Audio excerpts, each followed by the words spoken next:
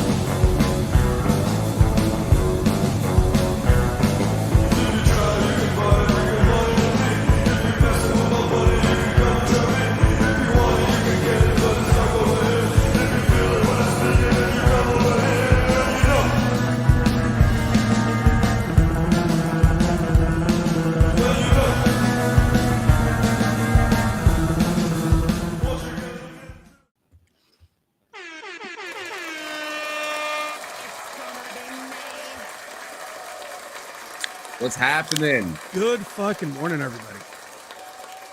Good morning, everyone. Welcome to the DD2. There we go, doing that fucking tongue tie shit again.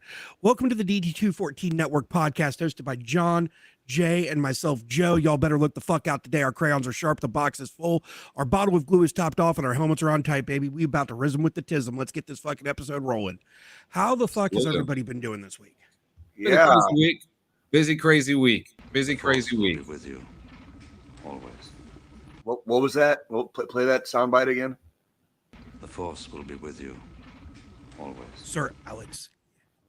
You know, the only Star Wars button I have is this.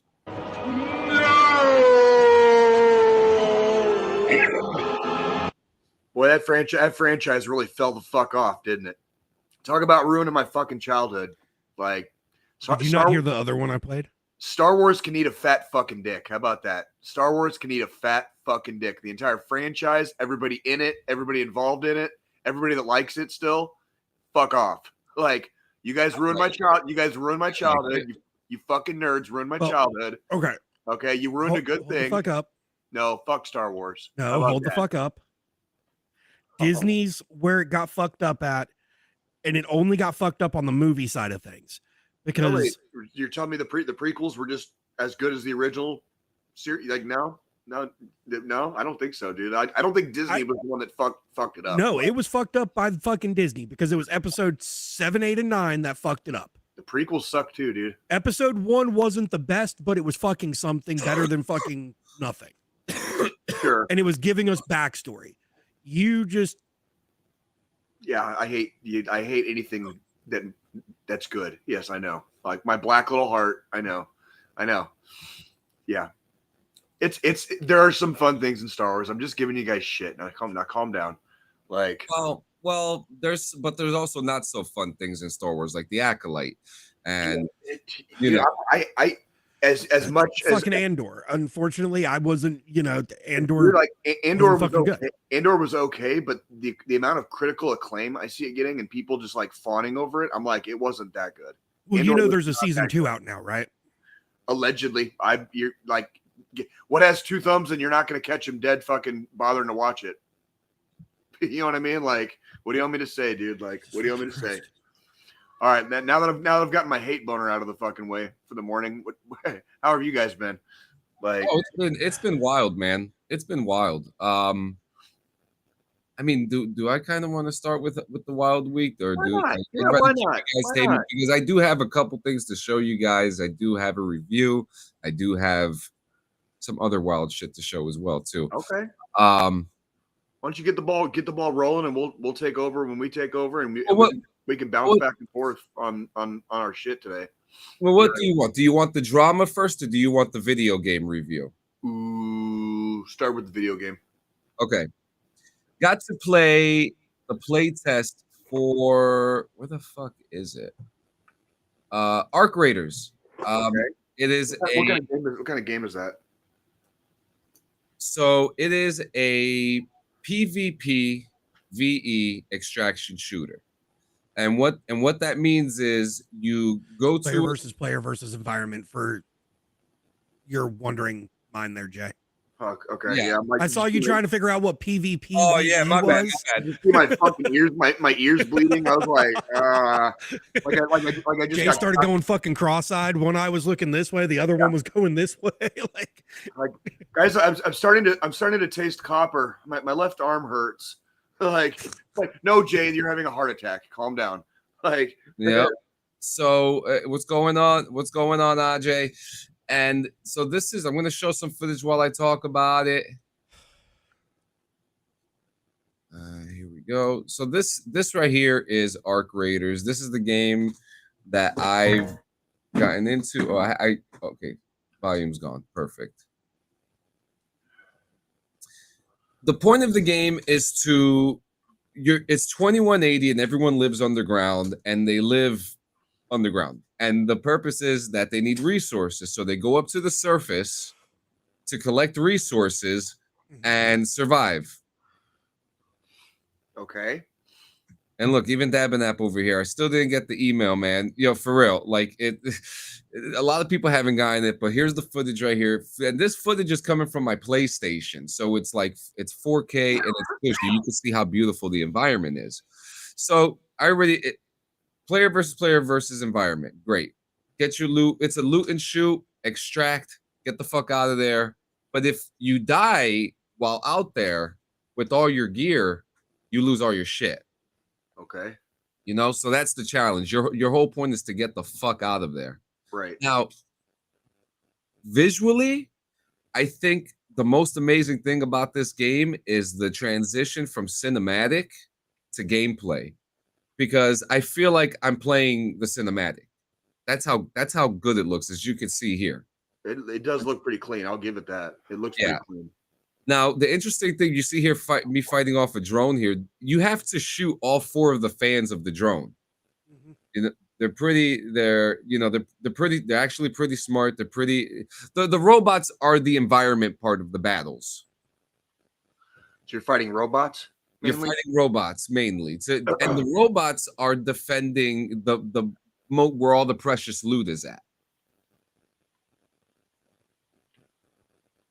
Interesting. Yeah, it is very interesting. So yeah, you know, you extract this stuff like that, and you it's got some really cool features. Like one feature, you know how like when you're downed in the game and you're waiting for your friend to revive you. You can actually win the game and extract while still down. You could push the elevator button and get the fuck out of there. Even had a funny moment where there's 3 ways to extract. You could take a train, which brings you underground. You could take an elevator, which I'll show soon. Well, you could take an elevator, or you could take a hatch. Now, one moment that we had was that when I opened up the hatch, I let 2 of my buddies in. I was trying to be tactical, you know? Yeah. Yeah.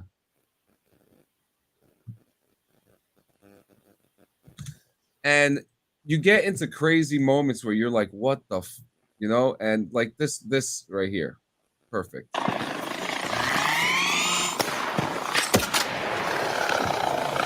got you. I'm unlocking it. Go, get inside the hatch. Get inside the fucking hatch.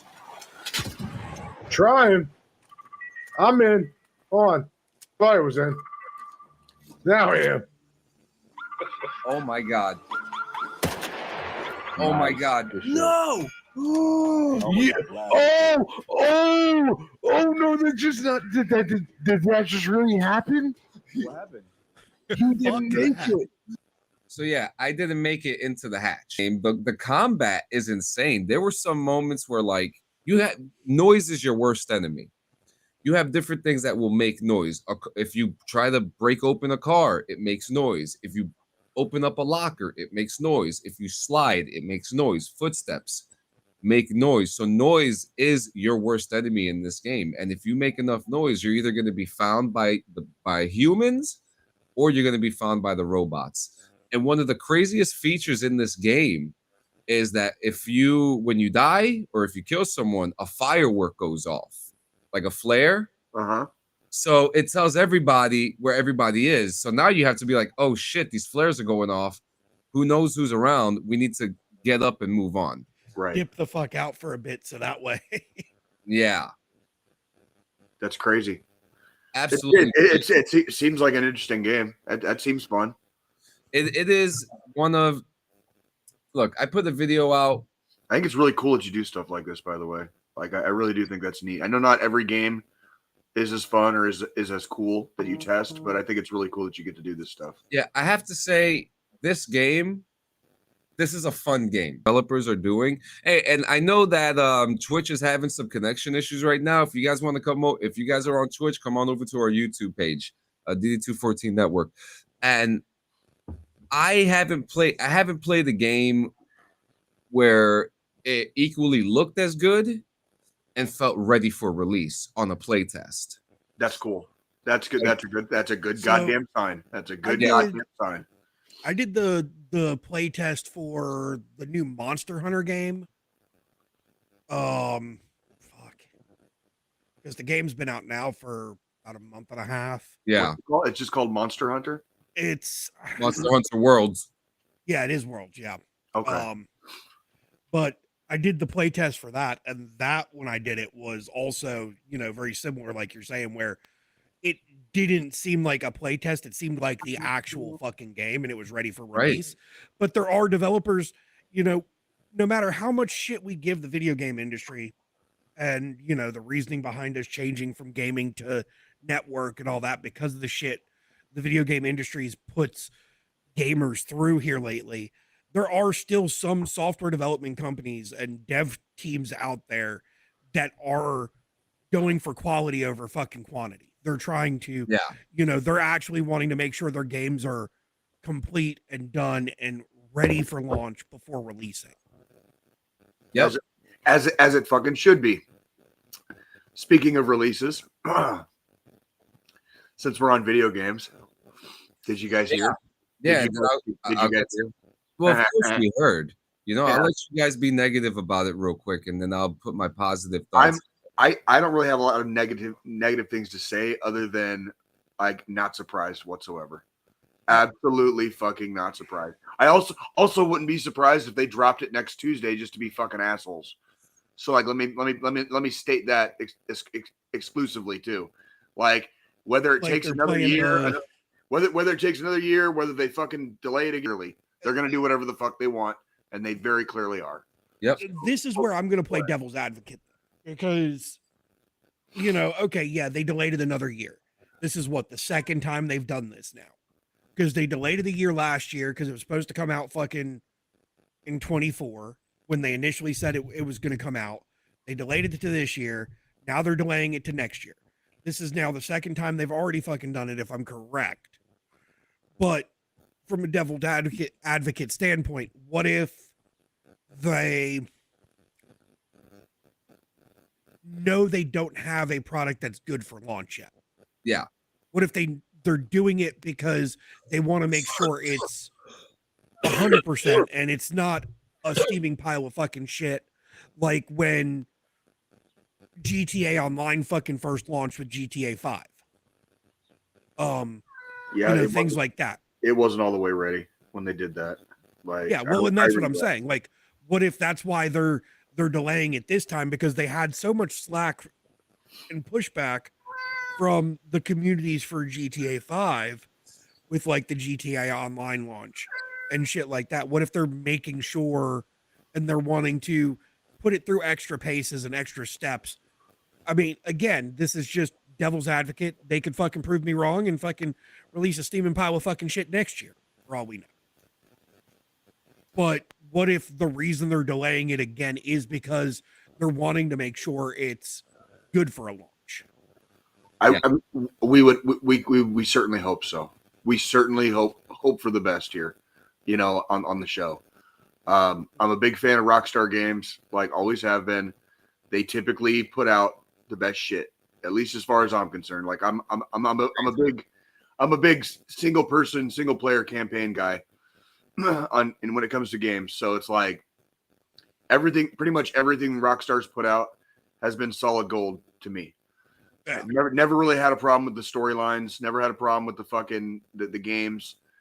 When the game, by the time the games come out, it's a good play.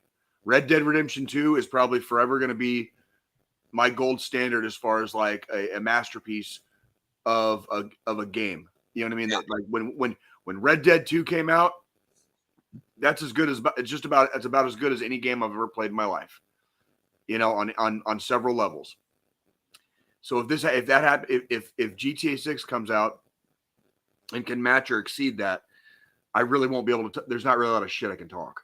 Yeah. That being said, Rockstar took a turn around the time of GTA 5, where they will straight up tell their own consumer base, the fan base, like they don't care. Fuck you. Like what we're gonna do it our way, and that's what the fuck they do. So they've kind of lost me on like the PR side. Yeah. Right. But it's hard for me to talk shit about the games when they're released because the games are solid. So it's kind of like, you know, six of one, half dozen of another in my book. Yep. Yes. I mean, things take time. If you want it to look good, look, I think there was more sense of relief when I saw the date.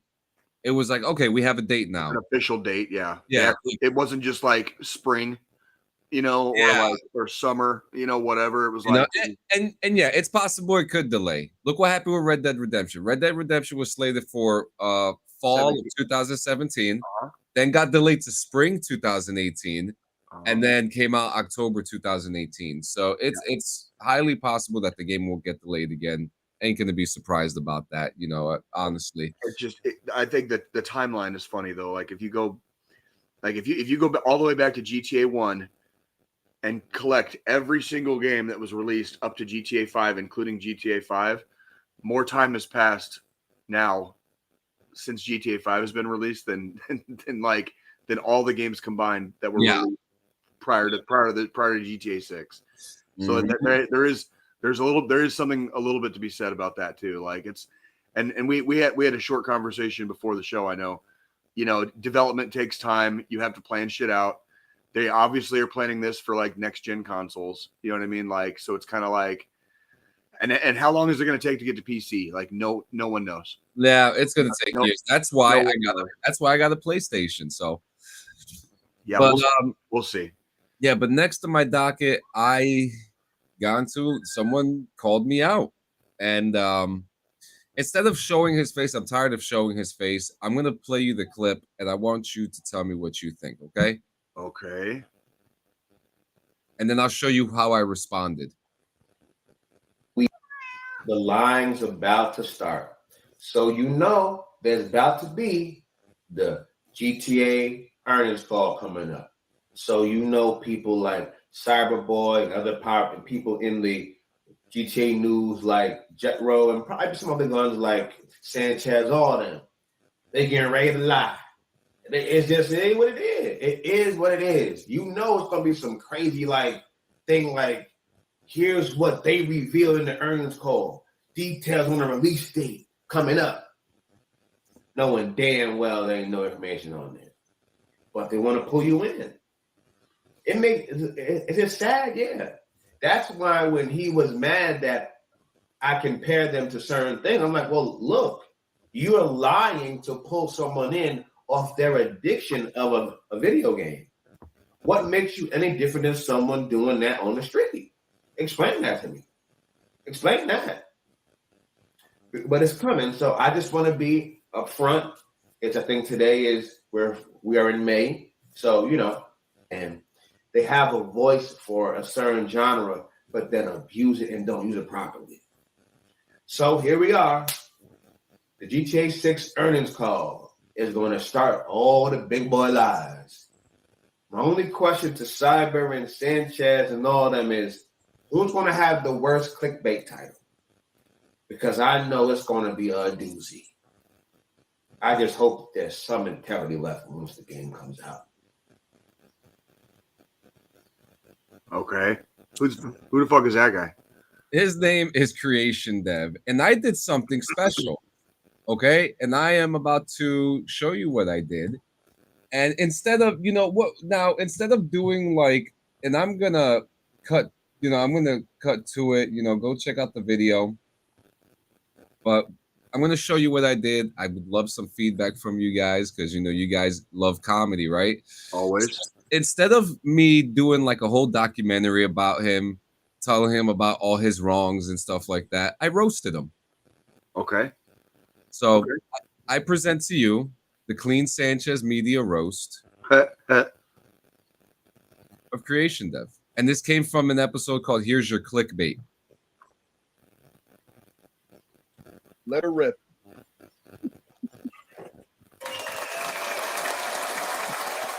Me.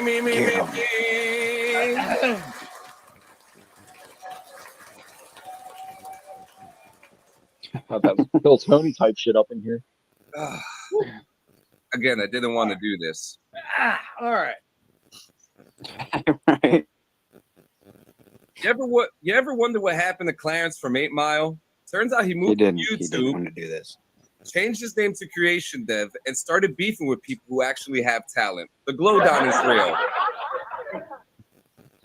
Oh man. He's got all the attitude of Papa Doc, minus the talent, the crew, and the mic. Just Doc. Short for documentary on what not to do on YouTube.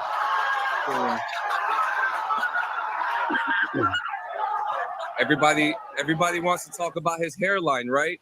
Got you. Man. I'm convinced Creation Dev doesn't live anywhere. He's gonna end up like me. He doesn't live anywhere. Man's setup, the man's entire setup screams filming secretly at the place he got fired from 2 weeks ago. Pre-recorded.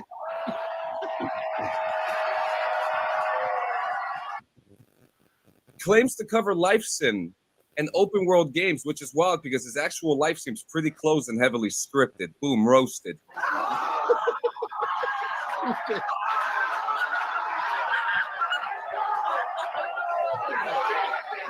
He's not a content creator. He's a comment creator. No effort, no research, just pure knee-jerk takes, like he's live tweeting his own fucking delusions. Every video feels like it was recorded on the first take of a bad idea. God damn, John. God damn. Every title he writes is in caps like he's been stuck on caps lock since 2017. Bro's channel isn't screaming for attention, it's begging. He types like he's one Red Bull away from declaring war on spell check. Boom, roasted. Oh God. I'm gonna back you up. Watch. Go. Next. Here we go. Go. Shout out to Karina, Creation Dev's #1 fan, imaginary girlfriend, and possibly his second Gmail account.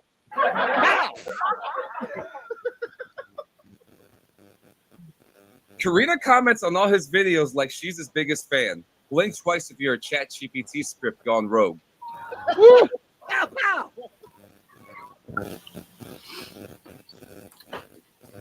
Karina's still the only person who comments on his video. I'm starting to think she is the real Paradise Project. Sounds too good to be true. Definitely fake. Probably his alt. Boom, roast. It's almost done, I promise. Karina's You're good. harder than his actual content does. She is more loyal than his hairline, and that's saying something. We're going to be done soon, guys. Don't worry. I promise you we're almost done. Creation Dev doxed Cyberboy like he thought it would unlock a boss fight. Bro really woke up one day and said, you know what'll help my dying channel? Tiptoeing into a federal offense. Boom, roasted. It's so hard for a scam. You make the Fire Festival look well organized. Ouch. Yeah. We're almost done. You don't mention someone 100 times like Cyberboy unless you're trying to date them or be them. Creation Dev's not obsessed. He's in a parasocial relationship with projection. Boom, roasted. That was a good one. He talks about cyberbullying more than his own family. If obsession was love, he's already picking out wedding fonts and crying over a montage that doesn't exist. Almost done, I promise you. This is my favorite one right here. He came for me like I was a massive content creator. You act like you're PewDiePie, but you're barely PewDiePie. Oh. PewDiePie. He's out here accusing PewDiePie. Let's hit 224. If I paid for these subs, I need to call customer service because I clearly got scammed. I like that one. That one's my favorite. Calling creations of a gaming journalist is like calling Alex Jones a librarian. Boom, roasted.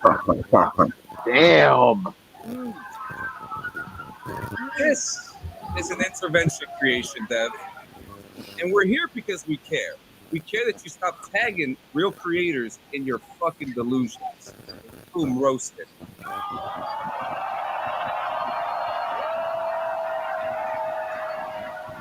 Four more. Creation is the only guy who God damn it. even his own reflection unsubscribed. Boom, roasted.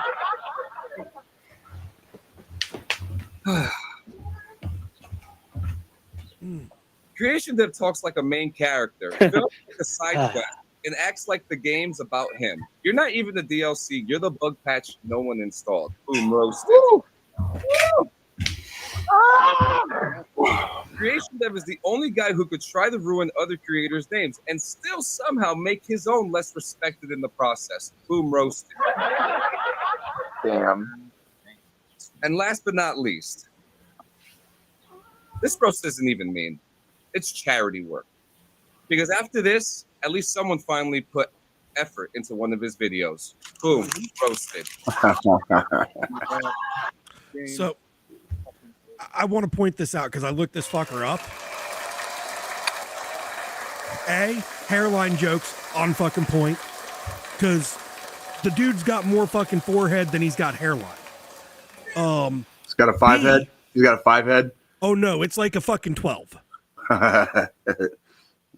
Like we could probably, if we were able to locate the city of Atlantis and bring it up from the depths of the ocean, it would fit on his fucking head in front of his hairline. Could land a fucking 747 about that on that shit.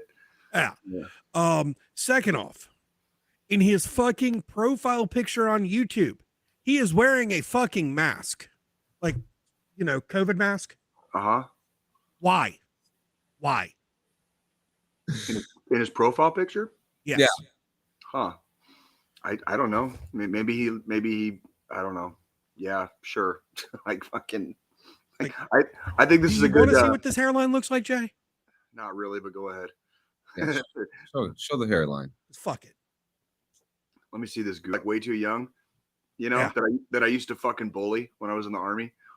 You know the ones that just had no choice but to start shaving their head fucking bald because they were getting picked on by everybody around them if they didn't.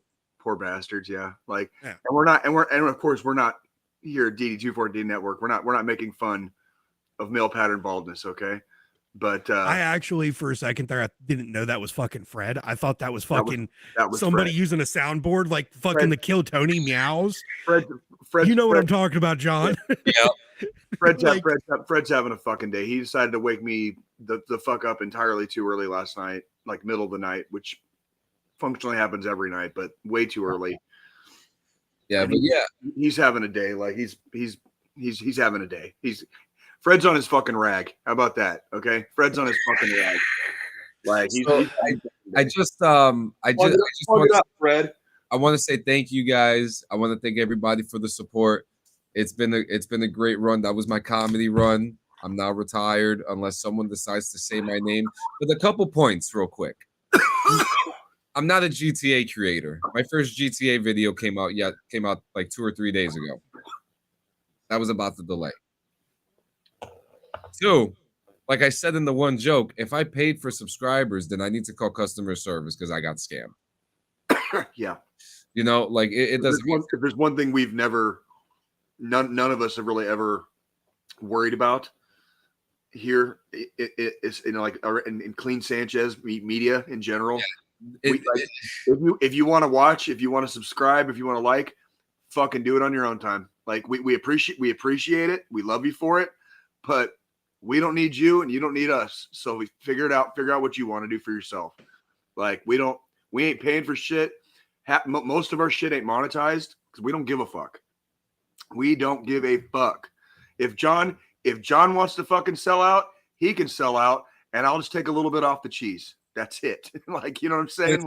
Which actually, speaking of sellout, guys, for all my Magic the Gathering fans and all my trading card homies, I love you too, Islas. I love you too, man. And I just want to apologize for those on Twitch. My Twitch is bugging out right now.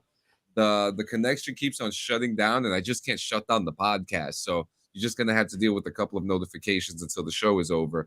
But get that sellout button ready. Got you. For all my homies who are card collectors, whether it's baseball cards, sports cards, protect and showcase your card collection with Dragon Scale Supplies. Dragon Scale offers top-tier storage solutions for collectors. Their products are designed for both style and protection, ensuring your cards remain in pristine collection. Explore their collection and support, and ensuring your card remains in pristine condition. Explore their collection and support the pod. Whether you're into TCG, sports cards, or whatever, Dragon Scale has everything you need to offer. And just this is Brad, for I you. swear to God, dude, you're on like thin ice right now. I don't know why you need so much attention today, but like you need to chill. Figure it out, like real quick. So this is for you from the dungeon. Say his name and he appears. I believe in Joe Hendry.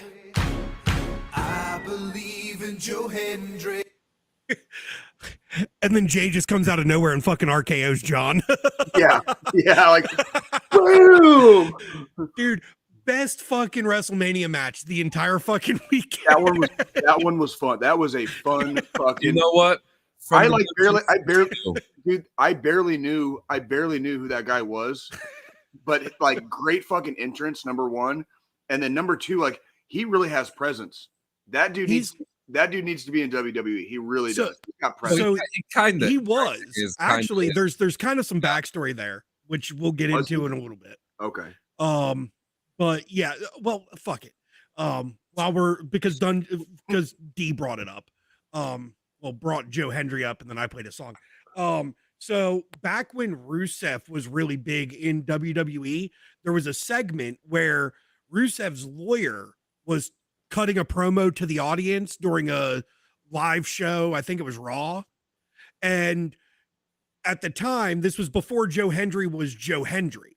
Okay. He was just in the back. He was like one of the extras kind of thing. Joe Henry was the surprise opponent for Randy Orton at WrestleMania. That's what we're talking about. He was the surprise opponent but in this case, one of the costume people was like, hey, you need to go get, a red tie, because they thought he was supposed to be Rusev's lawyer for this segment, but that wasn't what he was supposed to do. And he just fucking went and bought these red ties. He was like, what am I supposed to do with these now? And then he fucking ended up cutting a 90-second promo before he was even a fucking wrestler. That's funny. I like that. And now he went into NXT. He ran through NXT. He's the TNA heavyweight champion now. I saw he that. made his first in-ring WWE debut at the Royal Rumble. Okay. Yeah, I vaguely remember that. And then now his first, match in WWE, like match out one-on-one, was this quick Randy Orton open call, which I'm going to say it now. I feel like they should just every year from here on out until Orton retires, that's like the new Taker match where they just do a open call where Randy Orton just goes into the fucking ring, and then just whoever wants to come try to fucking take him out, just come down. I'm down. That would be when you go all the way back to like the origins and the beginnings of Randy Orton's career. Yeah, that would make perfect fucking sense for his career and the trajectory it's been on the entire time. You know what I mean? There's not much left for him to do or conquer. Yeah. He's done it all. He's done it all. He's beat them all. He's retired a couple. He's retired a couple of motherfuckers. You know what I mean? Like straight up, like he's done it all.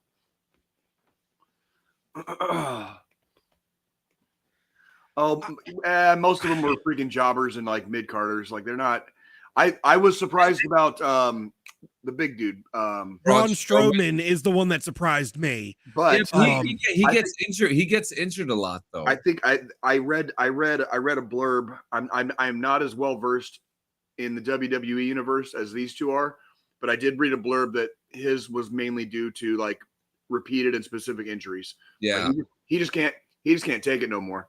Poor guy can't take it no more. He was the Derrick Rose of WWE.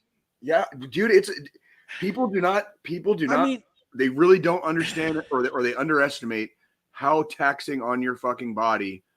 I've talked about this. That profession hurts. It hurts. And like you said, like famously said, like they were never on drugs until they started doing professional wrestling, and then they became addicted to painkillers. You know what I mean? Like it's like that's freaking. Go ahead, Joe. Well, and looking at the list, Strowman, Katana Chance. I don't even know who Katana Chance is. Jobber. So that's jobber. Yeah, those are jobbers. A lot Kaden of them Carter, Dakota Kai. I know Dakota Kai. She was part of Damage Control, but again, another one of those ones that keeps getting fucking injured and has barely done anything. Shayna Baszler, another wrestler that keeps getting fucking injured and not doing shit. Well, the WWE is like any other company. It's like any other, if you want to call it a sport, like basically where like your body is what pays the checks. Like it's like the fucking army. What happens if we get injured and we can't fucking soldier anymore, kids? We get medically discharged. You know what I mean? Like yeah. AJ Styles. If you can't work, we don't have a job for you. You know what I mean? And the thing is, it's one of those things. Like Strowman definitely was a surprise, even though he stays injured, because when he does make a run where he doesn't get injured, he's a monster in the fucking ring. He is. He very much so. But it looks to me like a lot of people were saying he's slowed down a lot the last couple of years. Like he's really slowed down a lot, and that's since with him. What it really was when Bray Wyatt passed away, because him and Bray Wyatt were really fucking close friends. Yeah. And ever since Bray passed, Strowman just hasn't been on the same trajectory that he was before that. I remember it's been a long time now. It's been 22 years when I lost my best friend. We were 22. And freaking like I was very out of sorts for about a good 18 months to like 2 years after he passed. Like I was just out of sorts, like just couldn't get my shit straight, couldn't get my head together. Like nothing mattered, nothing made sense. You know what I mean? Like just when the world says fuck you like that, you know what I mean? Just very suddenly and unexpectedly says fuck you. Like it's a kick in the dick. It's a kick in the dick. It really is. Like, because not much you can do, you know what I mean? But by God, like still here, we got to put one foot in front of the other, but it's hard to maintain. It is hard to maintain. Yes. You know what I'm saying? So, I mean, I did the light training. I mean, the shit hurts, man. Oh yeah. Dude, that is a very, very, if we're talking about like just professions in general, professional wrestling will fuck your shit up. Like, you know what else too? Also, people forget that when they do hit each other, when they do slap each other, sometimes they miss. And when I mean miss, means they actually hit them for real sometimes. Yeah. Like, getting your face smashed on the turnbuckle. What was that?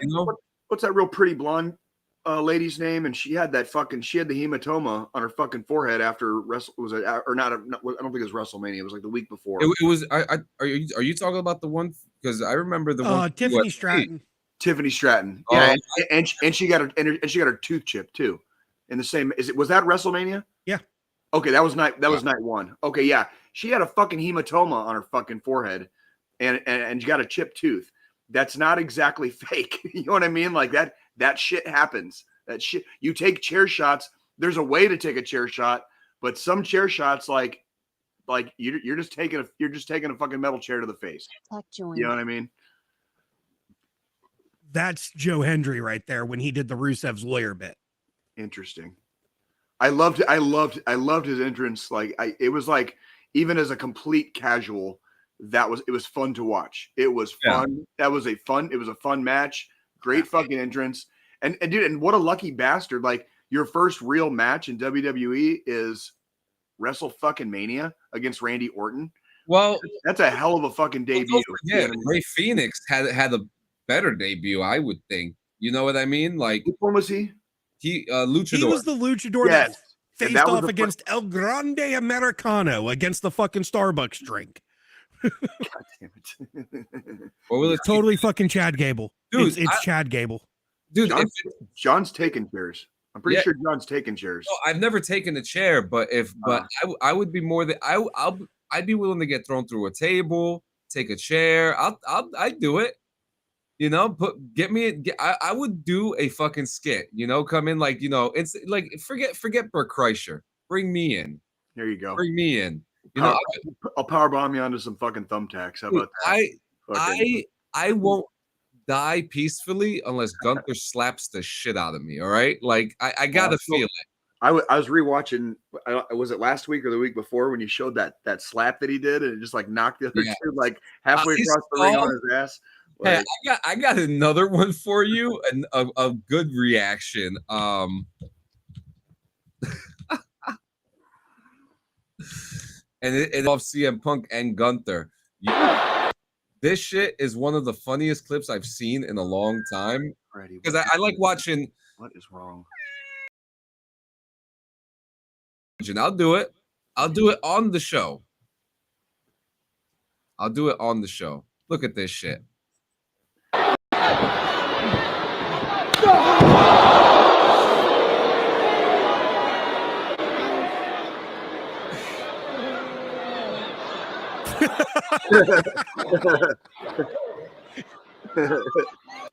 Yeah, that's funny. That's hilarious. That's fucking. My favorite part was just the humor in all of that. Like, him laughing and just like, I know it's not a submission move, but I'm done. Like, it's like I just got my soul slapped out of my body. Like he's just like, holy shit, that just happened. Like, there is a part of me that is non-existent on this temporal plane anymore. Like, I don't know what the name from the cat is. It's like the gray and black stripe. Tabby. Is that Calico? Is that a Calico cat? Like, I don't know the exact brand. I don't know. I'm not a cat dude, bro. Like, this Freddy's a fucking. He was the bar cat. Yeah, he was the bar cat, and like I have had him for about actually it's going to be a year. It's going to be a year this month. Actually, I've had him for about a year, and he's a great cat. I think just something's up his butt today because he's very needy.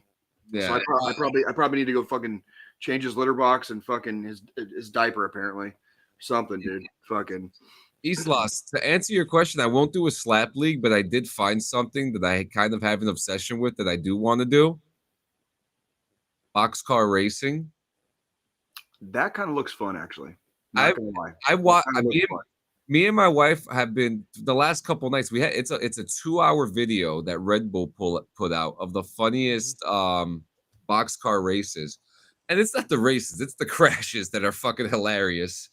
Like, it's a whole and there was one where these two guys were in like a boxcar that was in like the Red Bull colors, but they looked like teeth or something, and they fucking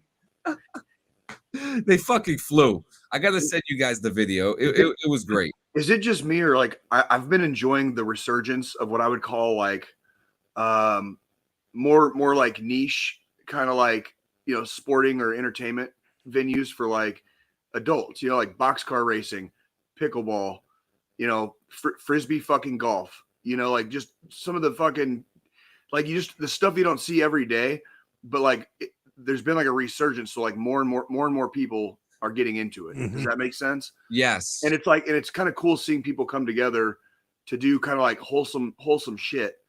I still say, and you guys will remember because I've said this before, I still say we need fucking ESPN the Ocho, because I want to watch like the competitions.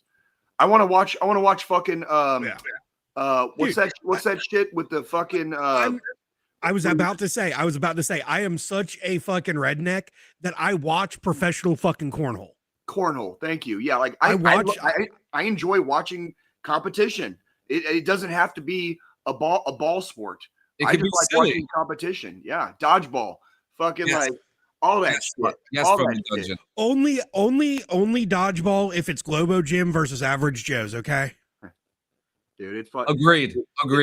Dodgeball is fun to watch. It really is. 'Cause some people get fucking Fucked up. fucked up. Yeah, They need to make basketball into a real game. that would be fun. That would be fun. That would be fun. Like there's a million different like little niche sports out there. You know what I mean? But like it's fun when you're not there in person. It's fun to watch sometimes just because it's not your typical. It's not a fucking bone crunching fucking like football or hockey game. It's not fucking soccer. It's not baseball. It's not basketball. It's not your typical competition that we here in the United States freaking typically like have going at the fucking pub, down the road. Yeah. You know what I mean? Like I want to watch some of the fucking other shit. Oh my God, Freddie, dude, I love you very, very much. But like, what do we got next? I've been awake since almost 2:00 this morning because of you. Joe, how was your week? Shit, we're almost an hour in, and how was your week? Good. Oh fuck. I mean, it was a fucking week. Nothing really. They have competition. They have a national competition for that in Japan. Actually, in Japan, They have one here. They have one here in the States too. I really? tried to sign up, but I missed the deadline. Go ahead, Joe. Sorry. I mean, it was pretty much fucking typical week. Fucking, obviously last Sunday we talked about it, had the cookout. Fucking brisket turned out phenomenal. Hell yeah. Jay continues to still want to put my meat in his mouth, but goddamn right. I want all that. I want all of Joe's meat in my Don't mouth. leave me out. Yeah. but Yeah. y'all John fuckers wants- got to make it to fucking North Carolina for that. So Yeah, it's gonna. It'll happen. It will well, happen. Jay's Right. got to get a fucking car first. So. Yeah, that's also got to have the girls are out of school like later this month, so it's like I'm on. You're on crunch time now because you've got trips to fucking Colorado to make. You've got fucking. I go. I only work part time. Occasionally, one of my bosses will call me and be like, "Hey, we have this job and it'd be good for you." They're offering me shit first, in essence, and I've had to turn down like the last 3. And I just had to be like, I can't, because like I can't really afford to Uber there and back. It's hard for me to get rides and say like, hey, be here at this time or drop me off at this time. It's like shit just doesn't work. Yeah. But yeah, it's time for Jay to get a car. In other words, like, yeah. Go ahead. To answer you from the dungeon tri-tip, I've done one in the last like 6 years. I haven't attempted another tri-tip since. It's just tri-tips are a very difficult cut to get right. And I just haven't taken the time to try to perfect a tri-tip yet. But let me see here. And so y'all know this is not fucking burnt. This is fucking what it should look like with a proper bark on it. And that shit just fucking shredded. It just fell the fuck apart. That looks amazing, Squilini. It's fucking juicy. It was fucking flavorful. Have you ever thought about doing like meat content? You have a knack for it, man. You really do. But so the reason I haven't, it was fucking delicious, dude. The reason I haven't thought about doing meat content is just the fucking cost. Bad cheap. The cost overall, because for instance, the brisket for that 15-pound brisket, it was $120 fucking dollars. Damn. That's really not bad. I mean, for 15 pounds, it's not bad, but it's one of those things like to properly, because, doing content already, it's not that kind of meat content. But like, because I smoke turkey, I do chickens, I do fucking, the pork shoulders all the time. I do all different types of things. Yeah. But it's just the cost and the amount of food waste I would have afterwards, because if I do a pork shoulder or 2 pork shoulders and it's just me and the wife, for instance, that's gonna, I'm gonna get some content out of it, but there's so much leftover that it just ends up going in the trash. Yeah. So that's the only reason why I haven't dove into it. Like, so for instance, if you and Jay lived closer or something, I could always do a fucking video on a weekend and y'all just come over and fucking eat. Yeah. Kind of thing. But I don't have enough people directly in my area that I could get to come over every fucking weekend to do it, to be able to put out enough content doing it to justify the overall price. Well, who does wholesome content anymore? How I give this out to homeless people? Are there homeless people in North Carolina? There's fucking okay. So speaking of homeless people, wife about fucking shit her pants the other night. Why? So there's tons of homeless people up and down the main road right outside of our neighborhood, because it's one of the like bigger roads through the fucking city. Like it goes from one end of the city to the other. Shit. Well, there was some dude, his fucking van was broken down on our fucking street. We came home from fucking dinner. It was late. When we left, he was being told by the police to get out of the church parking lot because the church was having an event that night. So the church said he had to go. Kind of situation. And me being the fucking decent ass human being I am, I was like, well, let me go see if he needs any help. Dropped her off at the house. I drove around, went to see. I think that's everywhere. It's everywhere, but here the cops have kind of cracked down on it. So like they've put up signs on like the medians and stuff that say no standing or sitting. No handling shit like that. Yeah, to where it limits the places they can ask for money. Yeah. But this guy, he, his truck was broke down. He lives in his fucking van type of situation. What it was someone in the area gave him gas, but they gave him diesel. Oh shit. So he had to drain the fucking diesel out of his tank. And then in the process of trying to get the vehicle to turn over, he killed the fucking battery on his van. So I just was like, okay, you got jumper cables. I'll let you jump off of my car and fucking, then you can get on your way, because he was able to obtain gas. But the wife was just fucking freaking out the entire time. I've got my fucking gun on me, of course, because I mean, it's a homeless guy. I don't fucking know what he might do. But, I'm not going to fucking just leave you stranded on the fucking side of the road either. Yeah. Let's see. So that was fucking Friday night.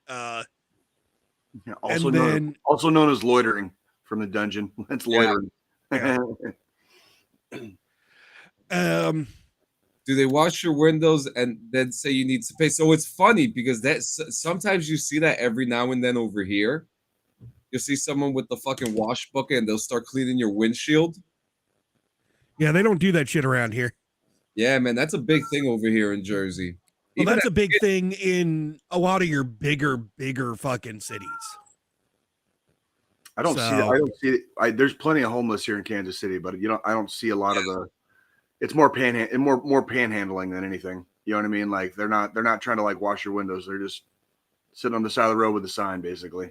Like, well, yeah, right. Church failed the test, right? Yeah. Well, I mean, it's one of those things. Like, it is what it is. I helped him. He got fucking on his way. He had so he's living in his van. He has a dog. So, I gave him, because I was like, well, do you have any, because he was waiting on one of, I guess, his fucking homeless buddies that's also in the area that went over to the gas station to get gas so they could, after they drained the diesel fuel out of the tank, they could put gas in it. So I was like, well, I'll come back around in about 30 minutes, gives enough time to get to the gas station to get the gas and get back to where he was broke down at. And I was like, well, you know, I see you've got a dog. Do you have food for your dog? Do you have water for the dog? You know, just basic things for the dog.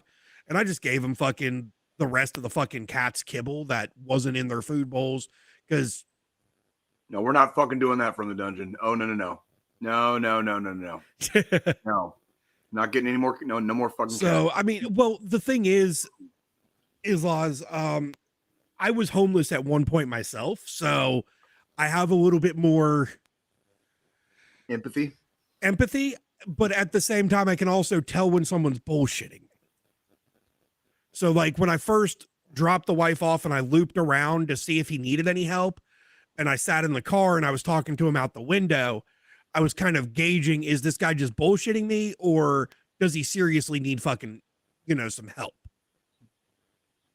before I actually fucking helped? You did good, Joe. You did what the fuck you're supposed to do. So yeah. Did you watch any movies or anything? Did you like no? I mean, I just fucking this weekend we barely were fucking home. Okay. So nothing wrong with that.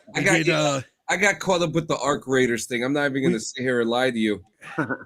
We went to so there's this K-pop place. I'm not sure if you're aware of what that is. Korean barbecue and hot pot. So pretty much you're cooking your own fucking food at the table yourself. You just order, you know, the meats, the fucking veggies, everything that you want. They bring it to you. You fucking cook it yourself at your table kind of deal. You forgot the asterisk at the end from the dungeon. What's the title Thunderbolts? is What's Thunderbolts? The newest Marvel movie. Rotten Tomatoes gave it the highest MCU rating of all time, and I'm hearing a lot of good things. It got a really good fucking rating. Who are the comic book characters in there? So it's Winter Soldier, Red Guardian, White Widow, or the new Black Widow, Yelena, Ghost, Red Guardian. I said Red Guardian, U.S. Agent. So did you ever watch Captain America and the Winter Soldier or Falcon and the Winter Soldier? Yes. On Disney Plus, the show with Mackie and fucking Sebastian Stan. So the Temu Captain America is in it. Temu Captain America is in it. I like that. I love that one, John. That's well played. Well played. By the way, John, your little roast of like what's his fucking dick, dude, was pretty. I loved it, dude. I loved it, dude. What's his dick? Jesus Christ. Fuck that guy. He needs to get. I mean, Korean barbecue. John's name out of his fucking mouth. The place that's Korean barbecue and hot pot. So hot pot, they have little hot plates on the table, and then they just bring you a bowl of broth of your choosing, and then you can cook your meats and stuff in that. And then they also have a big center like grill area where you can grill your own meat. You go to a fucking restaurant, you got to cook your own fucking food. That's the whole style of the fucking restaurant, but it's all you can eat. Wait, Jay. Nope. Listen here though. Fucking damn it. It's all you can fucking eat. This place you get 3 hours. It's $30 for 3 fucking hours and all you can fucking eat. I walked out that bitch with meat sweats like a motherfucker yesterday. Well, yeah, you dude. God damn it. You got to cook your own fucking food. It's an experience. It's not. That's not an experience. That's the experience of fucking cooking at home. No, these places from the dungeon, I guarantee you there's a fucking Korean barbecue place near you. God damn it, dude. It's not only in North Carolina, because these places, so like the Korean barbecue and hot pot places are really common in Korea. It's a big thing there. Where's fucking Ace when we need his ass? It's just not. Where's my First bag. Sarge? I'm not paying to go cook my own food. That's all I'm saying. Like I'm too fucking lazy for that shit. I'm just too fucking lazy. Jay's like, I don't even like cooking my own fucking food at home. What makes you think I want to fucking do it at a restaurant? That's what I'm fucking saying, bro. That's what I'm saying. Like, it's like shit, man. That's funny. So. That is funny. That is funny. So yeah. So yeah, that's I saw that I saw that movie Warfare. You don't have to wash the dishes. Thank That's you. a plus. That too, right? So yeah. I mean, I got to cook my own food, but at least I ain't got dishes to do afterwards. Yeah, right. But So- yeah, I saw Warfare. No spoilers. I'm gonna watch it. What did you think as a veteran? It Watching was a movie that was supposed to depict it's a Navy SEAL team in Ramadi. It's based on the recollections of the guys that were there during the event, and it's basically just it's kind of like a mission when shit starts going wrong and stuff starts happening, and them just like really the whole movie is them just trying to get the fuck back out of there. And was there music at all in the movie? I don't. If there was, I don't think so. There was a lot of like, it's pretty graphic. It is not your typical war movie. It is a war movie for sure, obviously, but it is not your average fare. This is not Platoon. This is not goddamn 13 hours in Benghazi or whatever, or 13 hours, whatever. This is not your typical war movie. There's fighting, there's gunfire, there's explosions, but this is not what you will see in a lot of other war films. So I would give it extremely high marks. Their movements, the way they moved, the way they carried out some of their actions, they did very, very good. They did very, very good. Like it looked like it's supposed to look. And like they moved and maneuvered how they were supposed to move and maneuver. But the majority of the movie takes place basically in a single house, and they kind of get stuck in this house for a little bit. So they build tension. And then I think I read somewhere that they tried to do it as in real time. So like once a certain event takes place in the movie, everything after that event is real time. So like it's like it takes the exact amount of time as it took in real life for this shit to happen. For other things to happen. Does that make sense? Yeah. And I will say it is very visceral. It is very, very visceral. And it's at times it can be uncomfortable to watch. Like there's a lot of screaming, like painful screaming, not like screaming like being mad at something, like screaming in pain. And after a while it's rough to listen to. You know what I mean? Like you ever had like one of your kids ever get like a fucking ear infection and they start crying, you know what I mean? And you just can't stop them from crying because like all they know how to do is fucking cry from the pain. You know what I mean? Like there's a lot of that. It was definitely it was a good movie. I would probably rate it probably like high B, low A. Although low A. Yeah, and probably like if the way they moved and maneuvered, I was impressed with. So it was clear that a lot of they had their military advisors probably were some of the SEALs that were involved, and they showed them how to look like they look when they move and maneuver. The co-director of the movie is a Ramadi veteran too. So yeah. I believe that from what I understand, it's parts of stories put together that happened in Ramadi or something like that. It might be. Well, and they did a good job. I would say. How were the uniforms? They're all right. It wasn't. I was a lot more focused on because I kind of realized it like going into it, like it's kind of like slow paced. But that's basically like kind of like when you're in the military, a lot of shit, like you're kind of just waiting for something to happen. And then something happens, and then you're waiting again to fucking to get to extract or to freaking what's the next step? What are we doing next? Yeah. And there's waiting that's involved in that. And it's kind of like it's kind of like I said, this is not going to be your typical war movie. I would recommend watching it because it's one of those things where it's like mean, it's like this is why dudes have PTSD. You know, like shit. When like one bad day is all it takes, right? Mhm. And this shows a bad day in the life of SEAL Team 5, I believe. It just shows a bad day in the life of SEAL Team 5. People get injured, people get fucking fucked up. Shit's going right, everything's going wrong, but we got to do something. We can't just fucking sit here. We got to do something. Yeah. You know, like decisions have to be made. So that's kind of what I'm, you know, basically what I'm getting at. And so it was, I'd say overall in whole, it was a good movie. It was a good movie. It was a very well done depiction of that particular time frame in Iraq. Sure. You know what I mean? Like the whole Sunni triangle, and you had Ramadi and Fallujah and fucking I forget the other one. And it was just like, it was a shit show.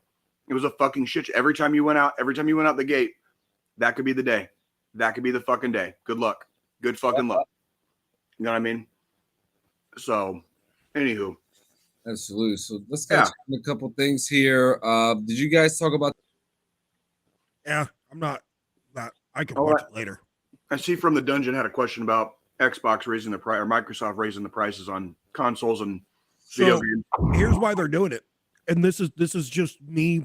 I'm gonna say this. They're doing it because nobody's buying their shit. The reason nobody's buying their shit is because they suck. When you have a gaming PC, you don't need an Xbox. Straight up.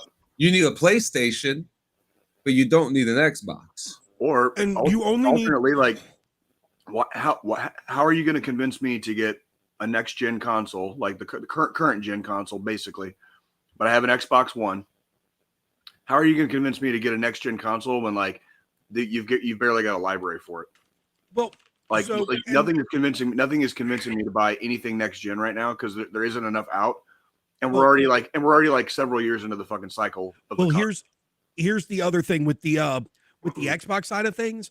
Everything they've released for the Xbox for the Series X and S has also had counterpart releases for the Xbox One.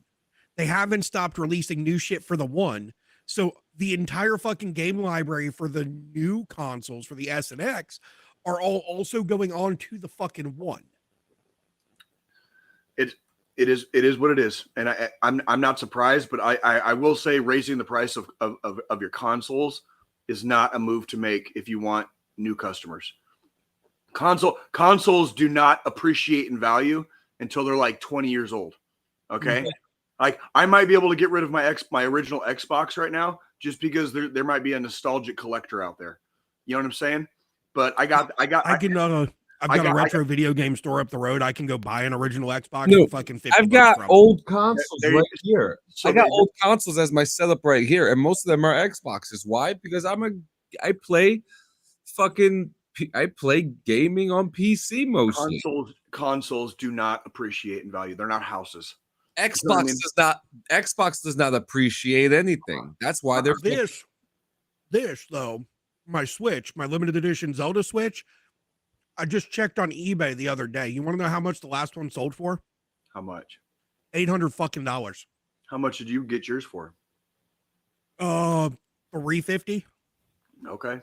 I mean, but that's more of like a collector's item though. Yeah, they only made like I think it was like 1,500 of them or some shit like that. Like that's different. But you're talking but it's not a house. Like consoles are not houses. But yeah, they don't appreciate in value. They depreciate.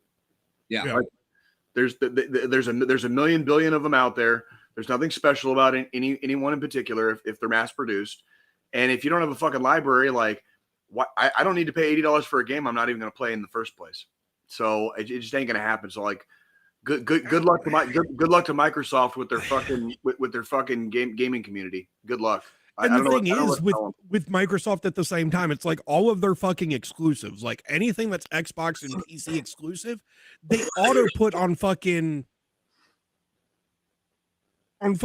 Game Pass the fucking second it comes out nowadays. Basically. So where's the incentive for me to go buy a fucking video game anymore when I can just pay $20 a fucking month for Game Pass? Yeah. And just play what the fuck I want.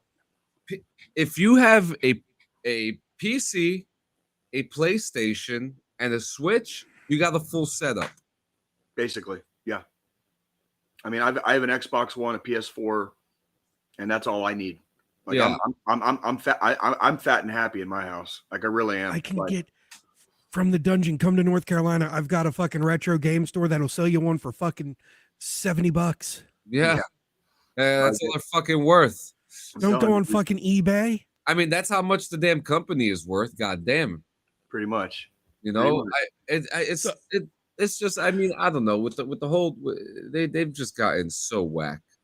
But we got a couple more things. I want to show you guys something real quick that came up from the Coast Guard. Okay. And then we have some really wild shit to talk about too. Okay. Is it the topic I'm dying to talk about? Yes. Oh yeah. Okay. Oh, I'm opening that one. Oh yes. That's all. You take that one. I was drunk, pissed off, and recording a video the other night about this fucking topic. Let's just put it that way. So yesterday, a video was released by the Coast Guard. Damn, you're ripping Xbox. Yeah, because they're fucking terrible. The small boat crew of the U.S. Coast Guard Cutter Kimball, WMSL 756, interdicts a suspected drug smuggling vessel while patrolling the Eastern Pacific Ocean on April 17th, 2025. Now, we saw the Coast Guard do that one badass video when they were opening up the submarine. Now we have this. When that motherfucker jumped off the fucking cutter right onto the top of the submarine, banged on the fucking lid, and the dumbasses opened the fucker. Like, oh, who's there? Yep. Now watch this.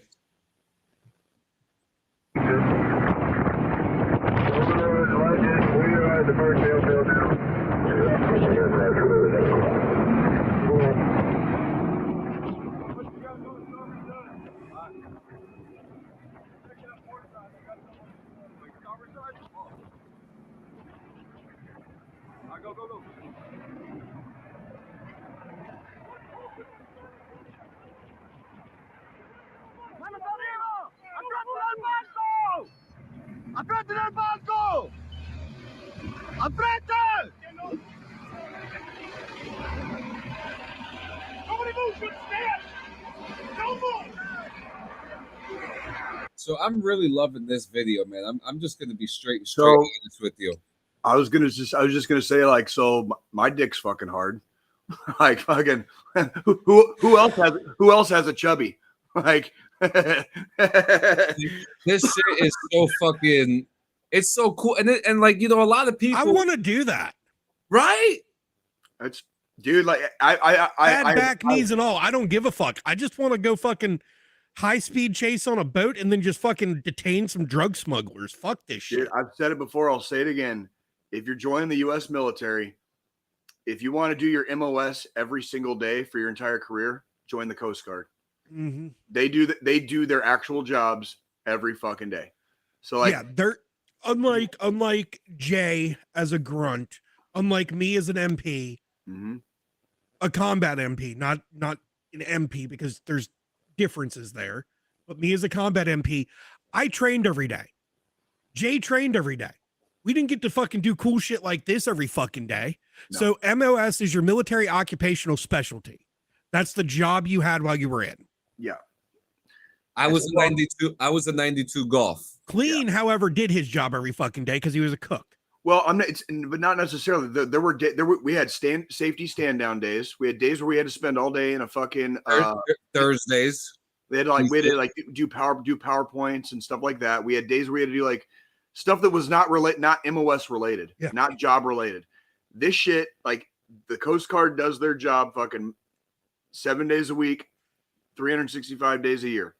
Like, if you want to do your job every fucking day, join the fucking Coast Guard. Yeah.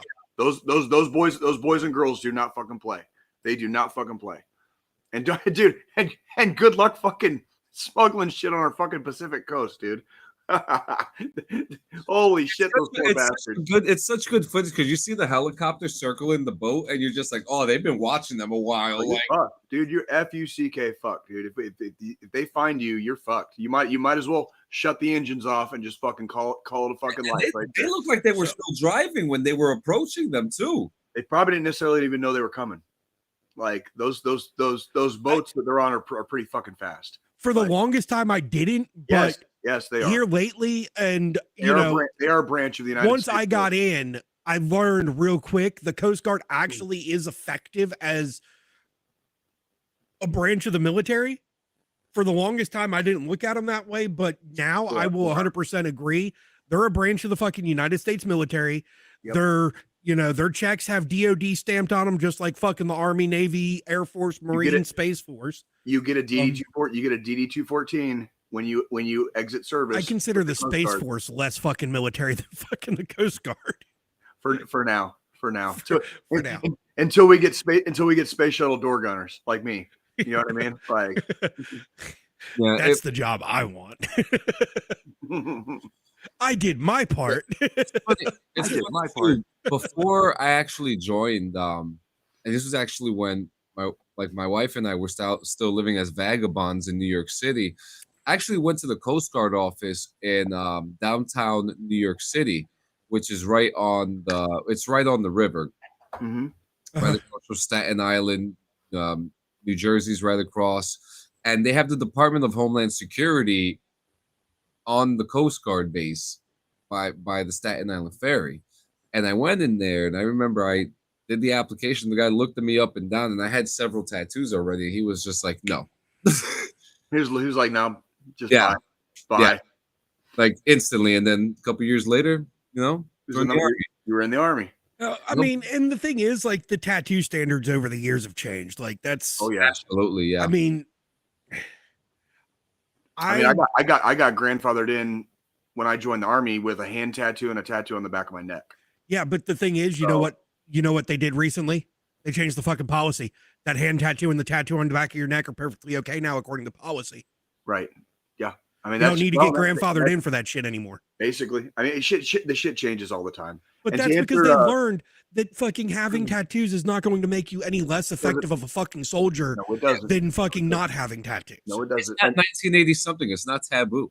No, it's not. And to answer a question from the dungeon, there are podcasts from active duty soldiers, and I'm certain some of them probably put their shit out from their barracks room or their house. The U.S. Army has an official one. I mean, for the longest time before Jay fucking got out, Jay was active duty doing this podcast. Yeah, I wasn't doing it from base because I lived off base, obviously. But I'm very certain from the dungeon there are people on different bases that have podcasts and they're active duty. It's almost a given. Just in the United States Army alone has over 1 million active duty troops. That's just the Army. Yeah, on top of that's not counting the Air Force, Marines, Navy. You know what I mean? Like, so it's guaranteed somebody's fucking out there. Yeah, somebody's out there doing it. And podcasting has become so popular too. You know what I mean? And the Army likes to embrace things. They got the gaming team. They embrace that quickly. This podcast started almost like as like a therapeutic thing for us during COVID. You know what I mean? Like, we really like the origin and the genesis of this podcast was rooted deeply in like, we're going to get together once a week on Sundays. Just it's like proof of life and fucking we'll have a good time and we keep going. You know what I mean? Like that's where it started. COVID's really where I kind of got into content creation myself. Like, obviously I met y'all after COVID, but like my initial journey when I was still going under the Jedi Master Squid fucking naming before tech became a thing, before the name changed because of all that bullshit. Mickey Mouse bullshit. Go run back about 2 years worth of fucking episodes. Actually, I noticed it was September of 2022 was when I officially had to do the name change. I vaguely remember that. Because September 19th, 2022 was when I did my first stream under the new name, under the Tech Guy Gaming moniker. And that was right. And that was right before my former girlfriend got into her car accident. Yep. That was right before that. But fuck. I'm gonna kick off this next part of this segment. Let me get something to drink real quick. I'm gonna need a drink for this. Give me one second. we might go a little bit longer today, guys, than we normally do. If you guys have something to drink, we might want to put up a disclaimer too. We're gonna be talking about some fucking heavy shit here in a second. So fucking be forewarned. Fucking, trigger warnings ahead. So Trigger warnings. Be prepared to get pissed off.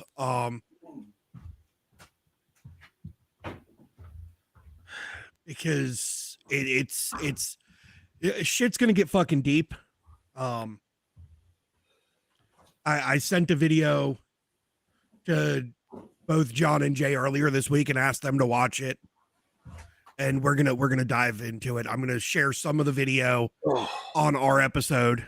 Yeah, because it's necessary. It's necessary for you guys to see the hurt this person has while they're talking about it on their fucking podcast, and why it enrages us. So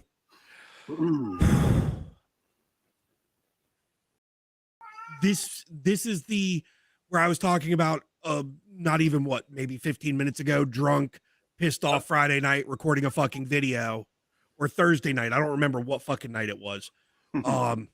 I was up pretty fucking late doing it. I think I even went live on my fucking Twitch for the first time in a long time while I was recording, because I was trying to bring in some live interaction while I was making my video on this topic. So there's this other veteran podcast, the Unsubscribed podcast. It's great show, by the way. Huh? It's a great show. Phenomenal fucking show. It's one of the only other podcast. It's one of the only podcasts I actually watch. Aside from how heavy the topic was, like I was like, fuck, I might need to check this podcast out. This wasn't even, this was kind of, the way this episode that I shared with you guys came out, and just a little backstory on this before we watch a little bit of it. This specific episode that I shared with you two was kind of they finished recording their regular release for that week episode.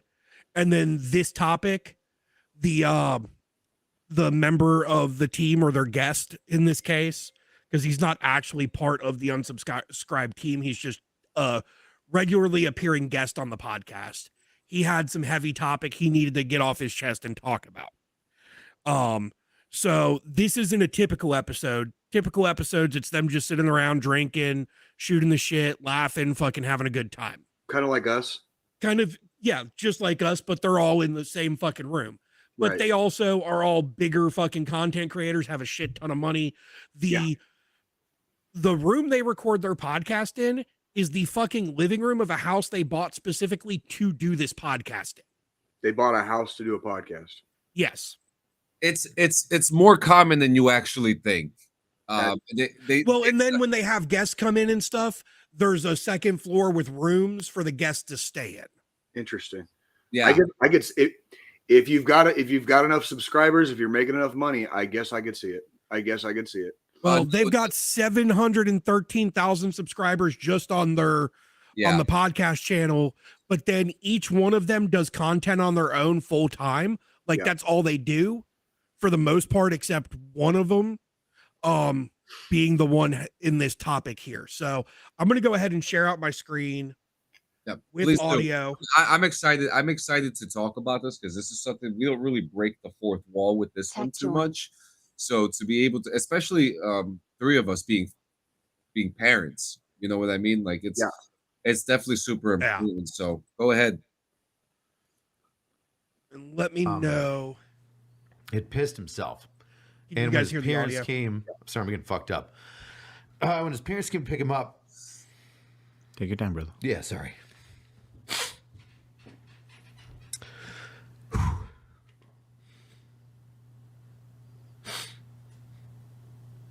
Give me a second. You're all right, man.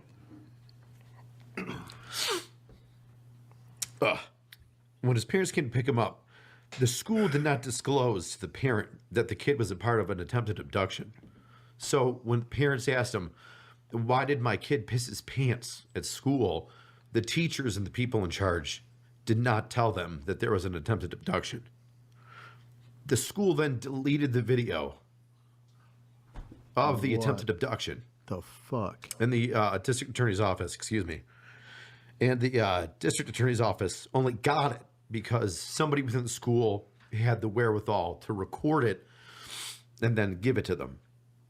The district attorney's office has sent subpoenas, so like court order documents from judges that are signed, to the school's legal representatives, and those representatives have intentionally not responded to them. Now, here's the weird thing, which is like this is the biggest issue right here. Is that specific one is the one that sent me over the edge. Obviously, I'm emotional from it. So, the biggest issue with this entire story. Okay. Yeah, that's some shit that's like that's crazy. Well, it's freaking like this is the reality we live in certain places in and around our country, where people being afraid of people are starting to become afraid of doing the right fucking thing. Yeah. And like what the gentleman from Angry Cops was describing was there was an attempted abduction of 2 students at a particular elementary school in upstate New York, specifically Buffalo. It was a little girl and a little boy. They ended up being okay, but there was things withheld from the parents, and knowledge was withheld. You know, like when we're in the Army and your sergeant like wants you to just like figure something the fuck out on your own and won't tell you anything. Yeah. It's like this is the shit, and this is not the only example he uses. By the way, this is not the only example he uses. If you watch this whole video is about 37 minutes long. But we'll have it linked in I'll put the link right now in the description even of this episode if we can when this goes live as a yeah, just make sure it's in the description too. So people can go back and watch the whole fucking thing, because this was not small potatoes. Well, like what like to see a guy like the gentleman that does Angry Cops lose his shit, you know, it's bad. The dude's a drill sergeant, he's a fucking cop. He's been a member of Special Victims Unit for several years, so he sees a lot of shit. He sees a lot of shit. This is the shit that like starts. It's like the stuff that starts chapping your ass. You know what I mean? When like we're dealing with kids, we're dealing with freaking dangerous scenarios, and then we have a public school system that's so scared of its own shadow, they refuse to do the right thing. And that's a rough as a parent of children, right? Any parent probably that gives 2 shits or a fuck about their kids. Holy fuck, dude. Like I burned bright like the sun in not in a good way watching this video. When after Joe sent it and I watched it, the morning I watched it, I was burning hot like the sun. You know what I'm saying? Like this shit fucks me up on the inside.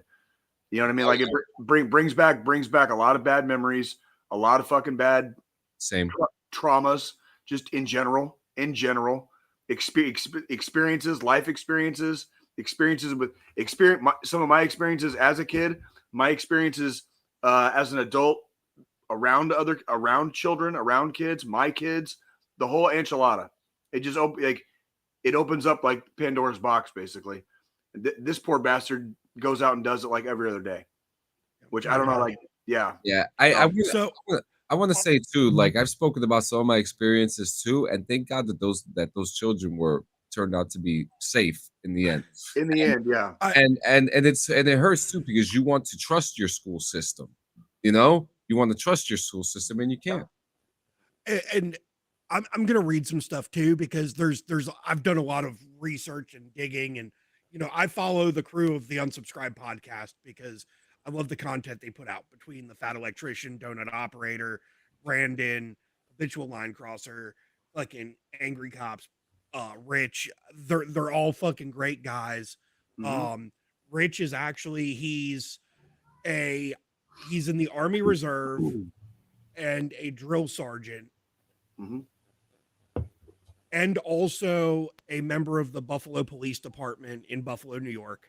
So like for those that are aware of what the reserves do, you know, 1 week in a month, 2 weeks out of the year type thing, because he's a drill sergeant, he during the summer always has to go to Fort Leonard Wood, Missouri, because his MOS is combat engineer. Mm-hmm. And do some time as a drill sergeant with a OSIC class. But I mean, I follow all these guys religiously. This pisses me off as a parent, what the Buffalo public school system has done. As it's really more as a parent and as a decent fucking human being is why this pisses me off so fucking much. And after this video came out, this is a letter that the superintendent of the Buffalo Public Schools sent out to all staff. Dear BPS staff, it is my great pleasure to serve as your superintendent of schools. Unfortunately, over the weekend, some untrue allegations were shared about the Buffalo Public Schools. And I want to personally reassure you that I truly appreciate the dedication, hard work, and passion you bring to our schools and the students and families we serve each and every day. Your professionalism and commitment to providing a learning environment that is welcoming, safe, and inclusive of all students and families does not go unnoticed.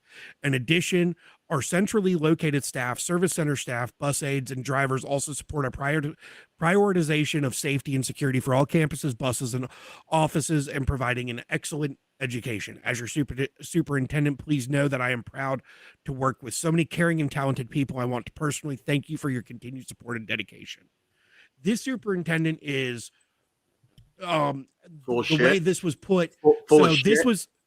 This was a leaked memo from the public schools, and the fat electrician, he's the one that posted it on Twitter.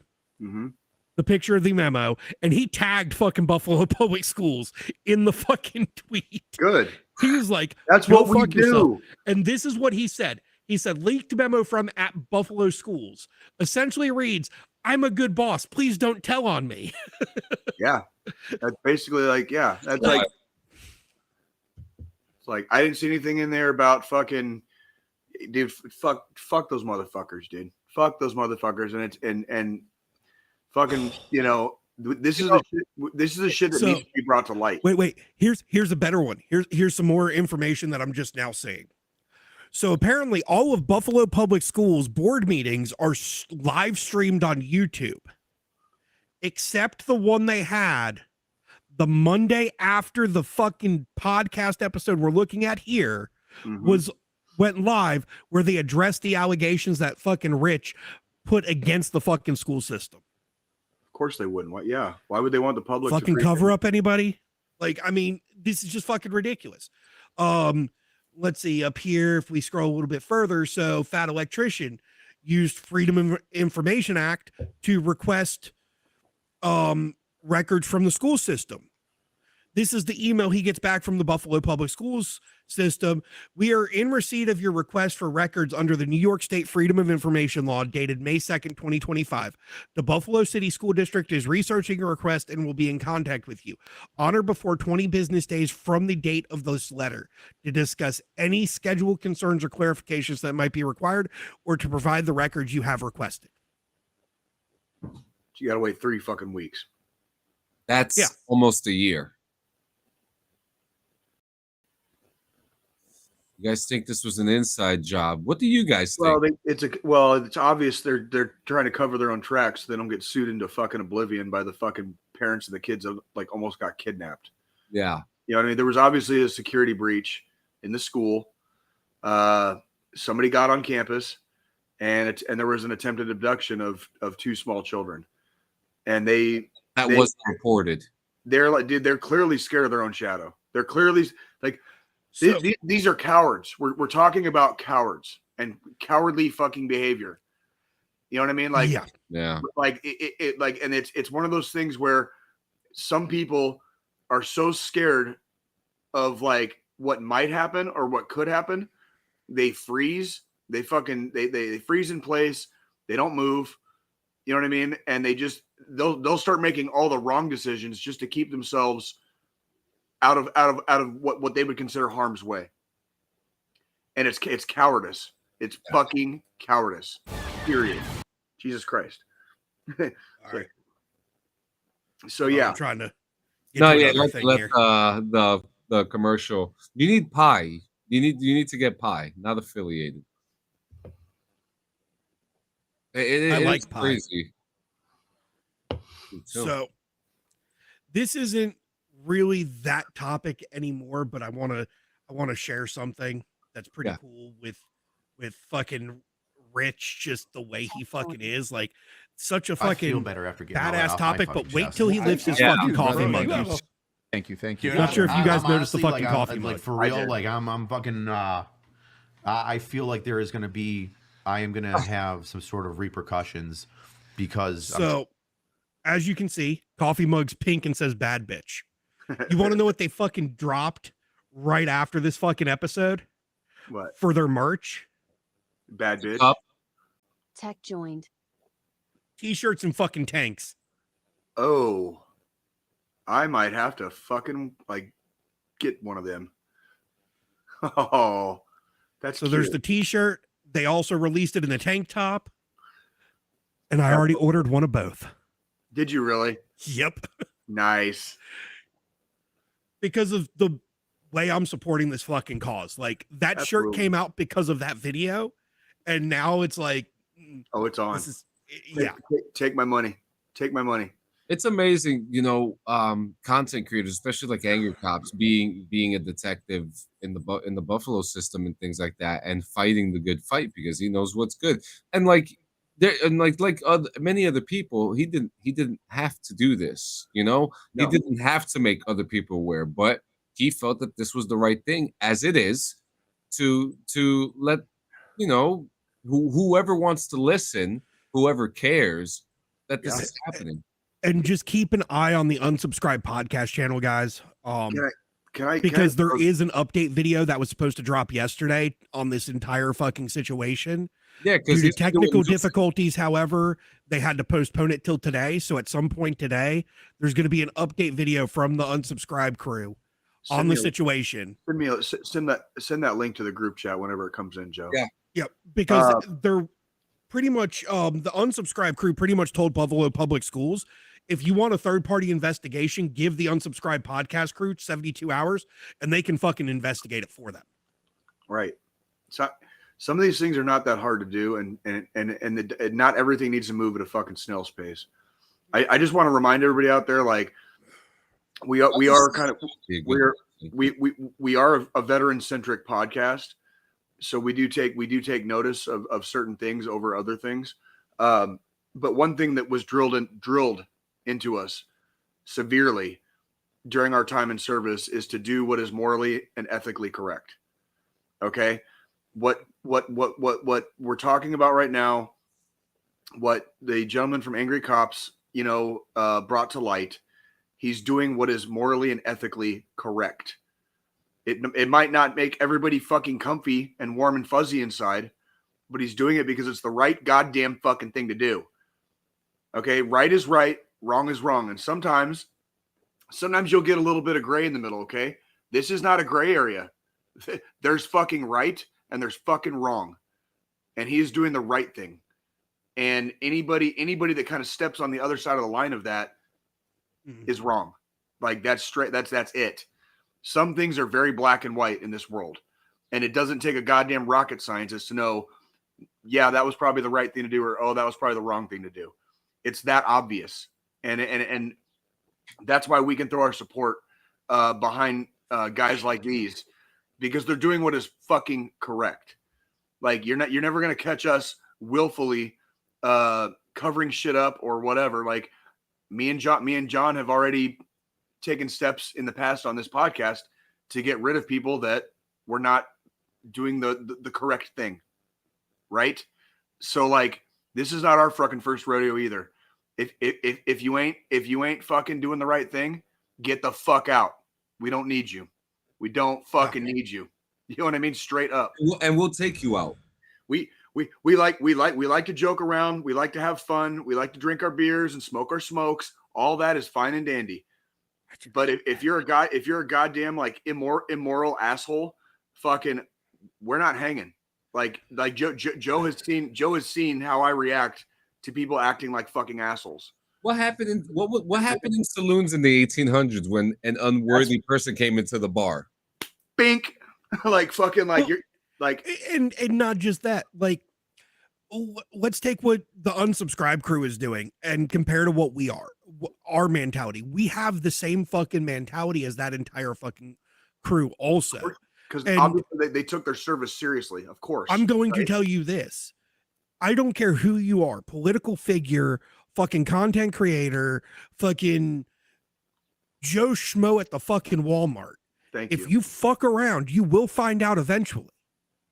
Straight up. And it's best not to fuck around when there's a lot of fucking veterans watching. Yeah, because we will call you out on it. And on top of that, not only will we call you out on it, we expect to be called out if we're on some bullshit. Yeah, we'll call you out on it. We expect to be called. If I'm on some bullshit someday, your ass better fucking call me out on it. And Or people I'll judge you twice as hard if you don't call me out on it. And people get called out. Yeah. Tim Kennedy, Michael Kaiser, the list goes on. You get called out. Jocko Willings. Yep. Jocko. You will, yeah, dude. There is nothing wrong with taking our service and using it to leapfrog and stepping stone into other areas and other facets of life. There's nothing wrong with that. Yeah. There's nothing inherently wrong with that. But if you do it in the wrong way, you'll get called out real quick.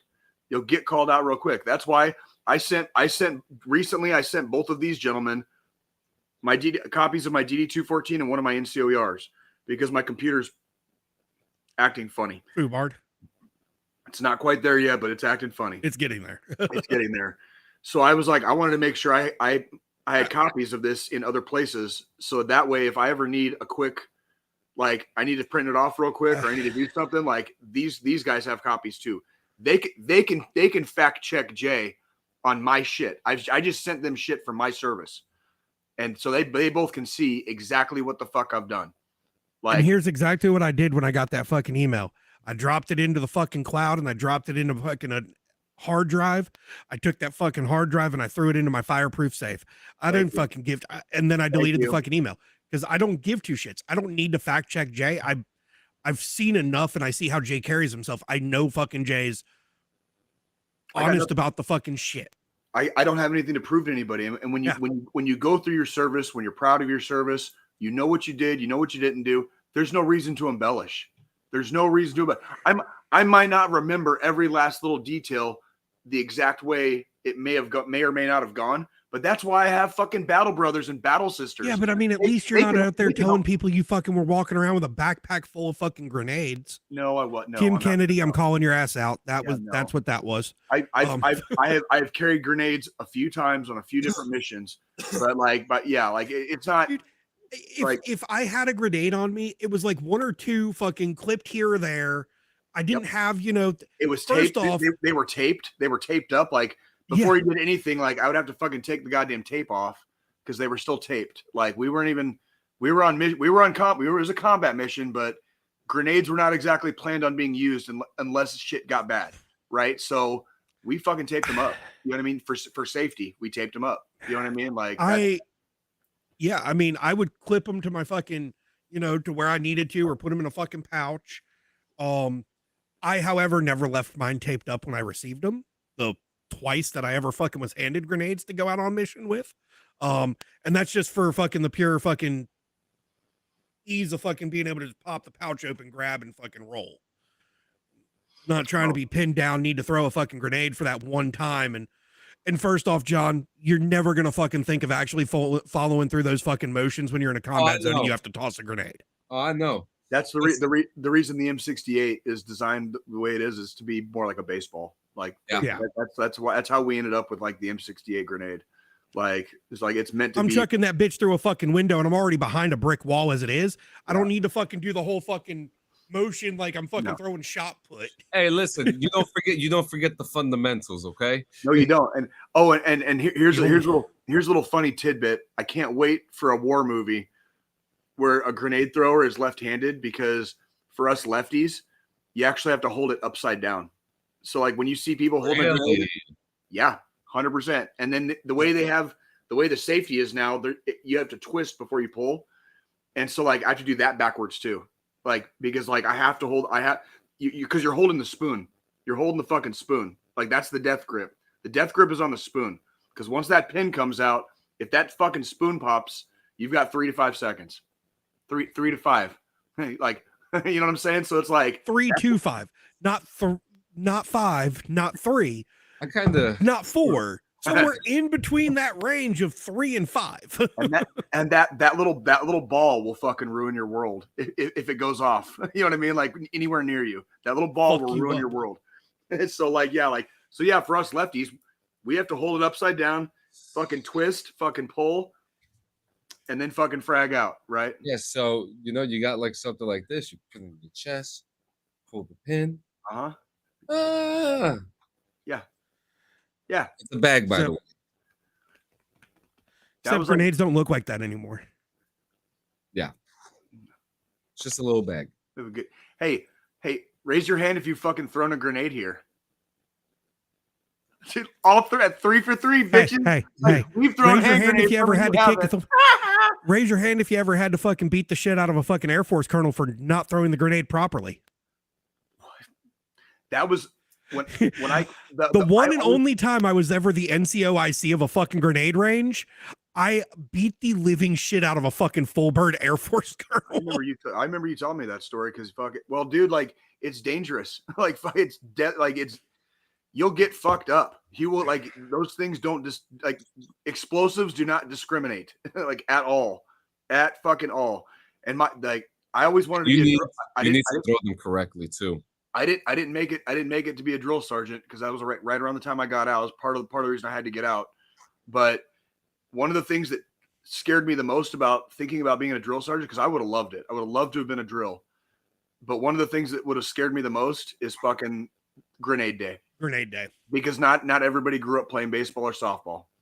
And that shit's fucking spooky. That shit's fucking spooky. Not everyone's got that arm. And you got and those things that when they're live, they're fast. We throw live grenades fucking. Because people forget that even in boot camp, you train with real shit. You have to have that real world experience. You're throwing real grenades. You're shooting real guns. You're shooting. Let's talk about live fire day. Yeah, night ops. Yep, Night ops was my favorite training. Yeah, well, that's in the infantry, we go to the range all the fucking time. I was safety NCO more times than I can remember probably. And there were times when somebody would get flagged or if somebody was walking back off the line or whatever, and they just safety violations basically. And it's you got to fuck dudes up, dude. You got to fuck them up. Be quit fucking around. You get hands on sometimes. You really do. And it's not because you're trying to be a fucking dick or a bully. It's because that's fucking putting everyone in fucking danger. It's a goddamn weapon. If you're not taking it seriously, you're going to fucking kill somebody and not the people we're trying to. Okay. Yeah. So anywho. Yeah. That'd be a great episode, but fuck. That was great. This was a great episode. Like I said, it was action packed. We had a lot of things to talk about. We watched a lot of things, the drama, the GTA 6 bullshit. Pack show, great show. I loved it today. But guys, you know what time it is. What are you gonna say? I just want to say one final thing on the whole Buffalo public school system thing. Yeah, please. Y'all's days are numbered at this point.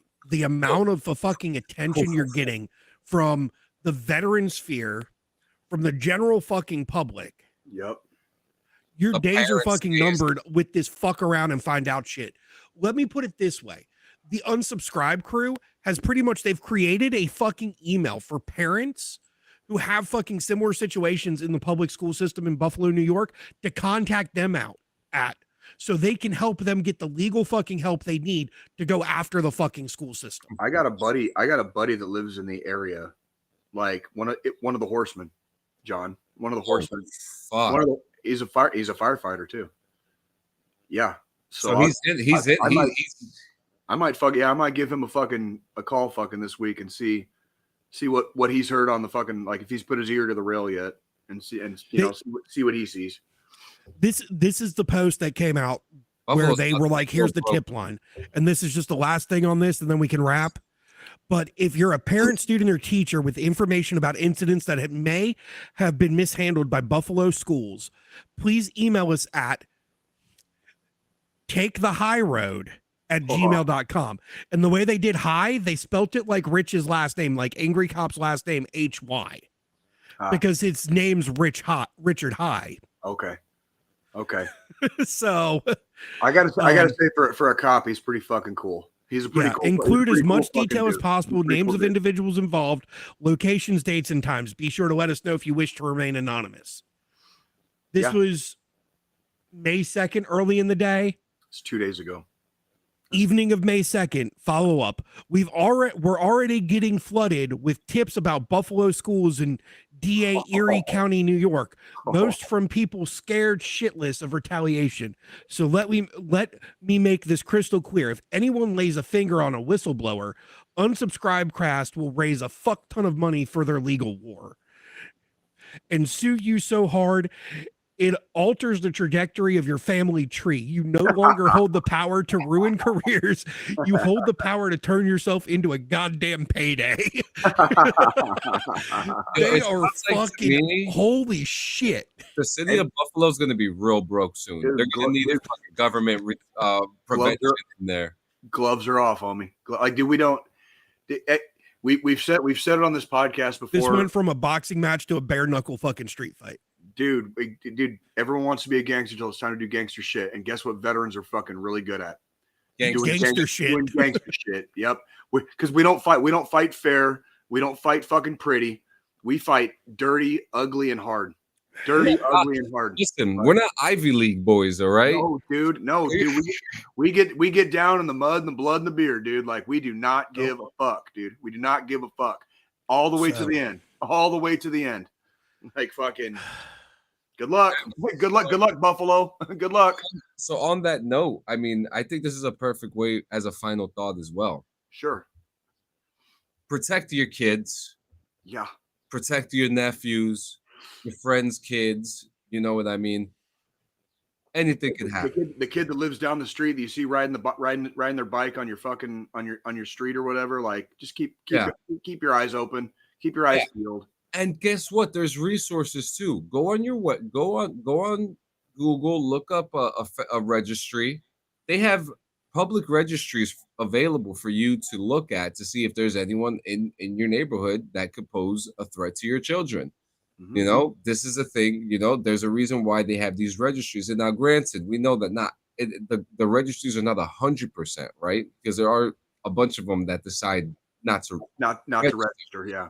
You know, but they know who they are. We apparently a few of the what do we call them here? Chomos. We hit a few of them escaped from the Rahway prison over here, which is just, you know, and they escaped together, which is even crazier. John, are you gonna go hunting? No, I think they all got caught. Okay. I'm pretty sure they all got arrested already. Yeah. You know, I'll tell you one thing. It's something that has been spoken about within like the whole crew. You know, like is there something here, but we don't even know where to start with that. But that's another conversation. But you know, the bad things happen, and bad things happen everywhere. It doesn't matter if you're in this is white collar the proper term for like a rich town.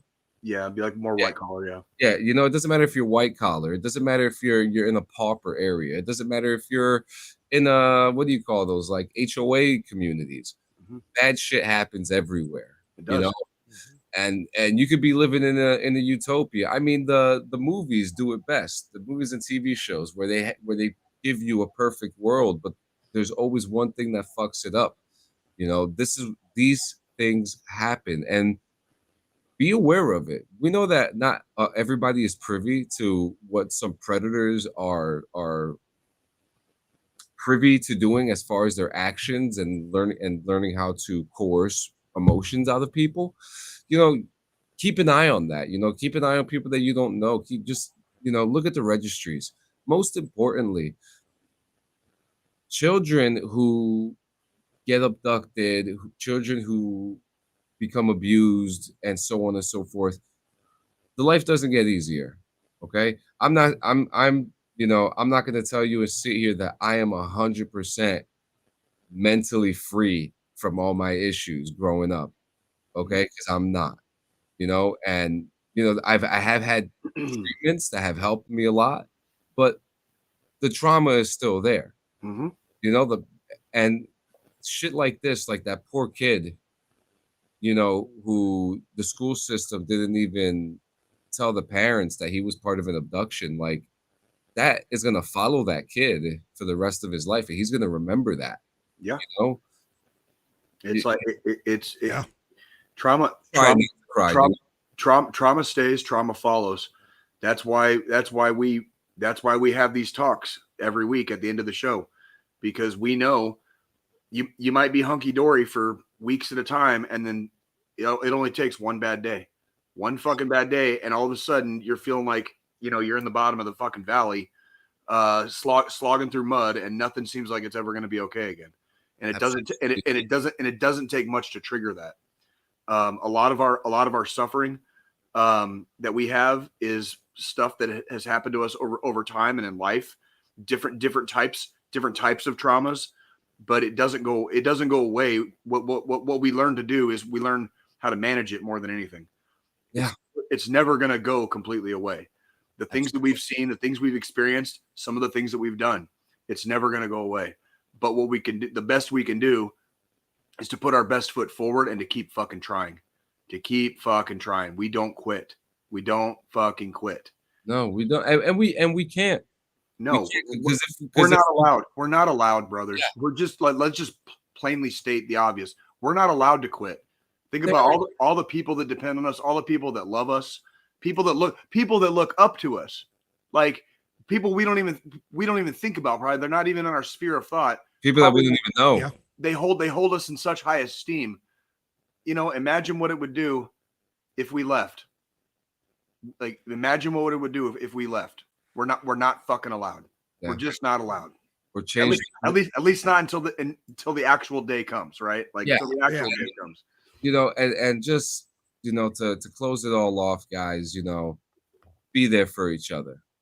Listen to what everybody is saying, you know, because there was even we didn't show it in today's episode, but there was even something where there was a situation with a little girl or something like that.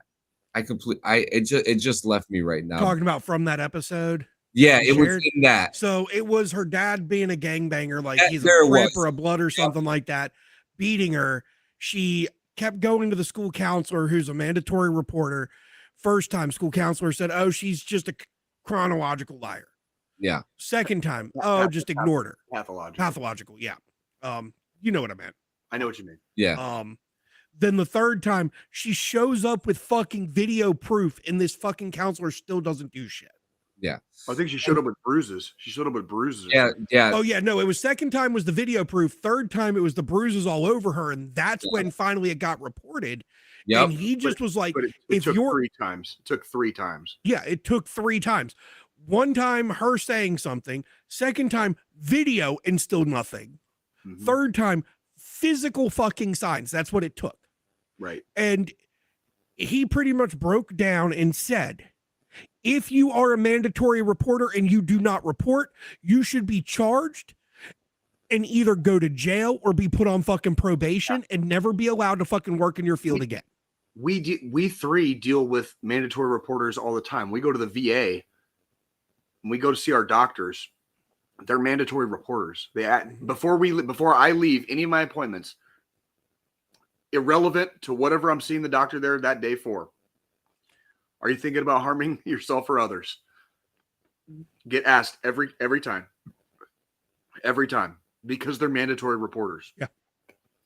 So like if I happen to say yay to one of those questions, I might have to go to the funny farm for a few days and get put on a fucking like on a hold, because because they're mandatory reporters.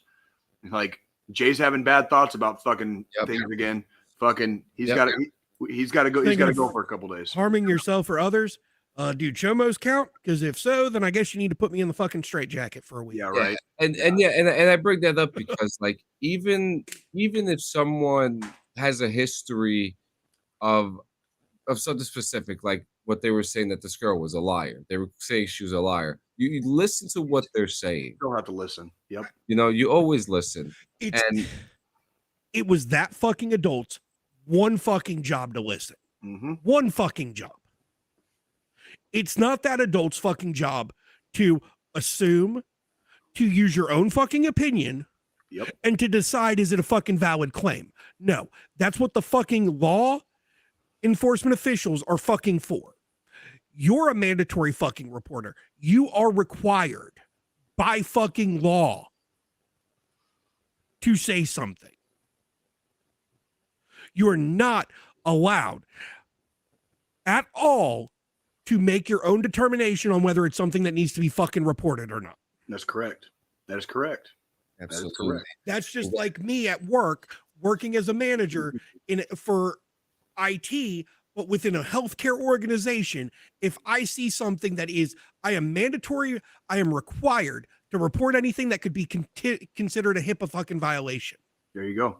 And so I am required by fucking law. I am mandated that I have to fucking say something. Yep. Same with this fucking school counselor. They are required. It's insane. And guys, with that note, if you guys can't speak to a counselor, if you guys can't speak to a therapist, if you guys can't speak to a friend, a stranger, a kid, a parent, an uncle, an aunt, the list goes on. You also have an option to dial the National Suicide Hotline. You can text or call 988 or dial 1-800-273-TALK. That's 1-800-273-8255. They are there to listen to your story today. They're most of them are on the volunteer space, I believe, if not all of them. They're there 24/7. It's not a subscription service. It's there for you today. You guys are not alone. The three of us go through shit all the time. We know you're human too, right? Because if you're human, you go through shit. The joke about Jay's Roadhouse is like the Roadhouse is actually like my life. You know what I mean? So like it's every day is a day in Jay's Roadhouse. You know what I mean? Like but yet here I sit. Yep. Yet here I sit. Here I remain. I'm not fucking going anywhere, kids. Okay, I'm not fucking going anywhere. I got bad news for you if you don't like me. Okay, not leaving anytime soon. You know why? Because I like to fight, and I'm gonna fight to the fucking bitter goddamn end. That's right. You know, there's beauty, and there's amazing things out here in this world. And as we rediscover it after we finish our term of service to the country, we get to rediscover life through new eyes in a way. And so that's kind of like when shit gets rough, like, yes, it gets rough. Yes, it gets fucking rough. Like nobody's denying that, but we're not going to quit. We are not fucking quitting. Like period. Right. And guys, with that, thank you so much for hanging out. Can I end on a high note? Yes. Dude, can you play that Joe Hendry thing again? Like, oh, I want to end on a high note. Say his name and he appears. I believe in Joe Hendry. I believe in Joe Hendry. So, on that note, we believe in you, Joe Hendry. We do believe in you, We also Joe believe Hendry. in you. Angry Cops, Richard High, the Unsubscribe crew. Yep. We believe in the cause. Keep fighting the good fucking fight. Fucking A, dude. Fucking A. Love you guys. Peace.